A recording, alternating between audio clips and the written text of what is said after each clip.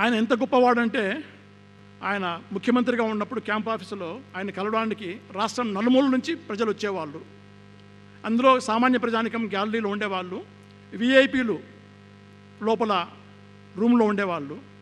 Doctor YS Rajasekhara Reddy ముందు విఐపీల దగ్గరికి పోయేటోడు కాదు, ముందు సామాన్యుల దగ్గరికి వెళ్ళే 200 మంది 300 మంది ఎంతమంది ఉన్నా కూడా ముందు వాళ్ళని కలిసేవాడు.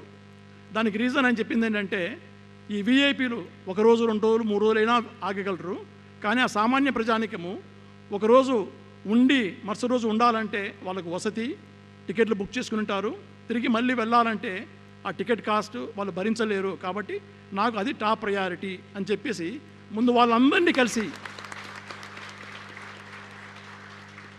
కలవడమే కాకుండా ఒక్కొక్కరి సమస్య తెలుసుకొని ఆ సమస్యలన్నింటినీ వాళ్ళ రిప్రజెంటేషన్స్ తీసుకొని కిరణ్ కుమార్ రెడ్డికి అప్పచెప్పేవాడు. ఏమని, ఈ సమస్యకి సాయంత్రం లోపల పరిష్కారం అయిపోవాలి, సాయంత్రం నేను పడుకున్న లోపల నాకు రిపోర్ట్ ఇవ్వాలి అని చెప్పేసి అనేవాడు. ఆ సమస్యలో నుంచి వచ్చినవే ఆరోగ్యశ్రీ, ఫీజు రీయింబర్స్మెంటు, ఉచిత విద్యుత్తు, ఇలాంటి వృద్ధులకు పెన్షన్లు, అలా ఏ సమస్యనైనా క్షణాల్లో ఆన్ ది స్పాట్ డిసైడ్ చేసి ఇంప్లిమెంట్ చేసేటువంటి గొప్ప మనస్తత్వం ఉన్నవాడు. కాబట్టే డాక్టర్ వైఎస్ రాజశేఖర రెడ్డి ఈరోజు కూడా కోట్లాది ప్రజల గుండెల్లో ఒక దేవుడి మాదిరి ఉన్నాడు.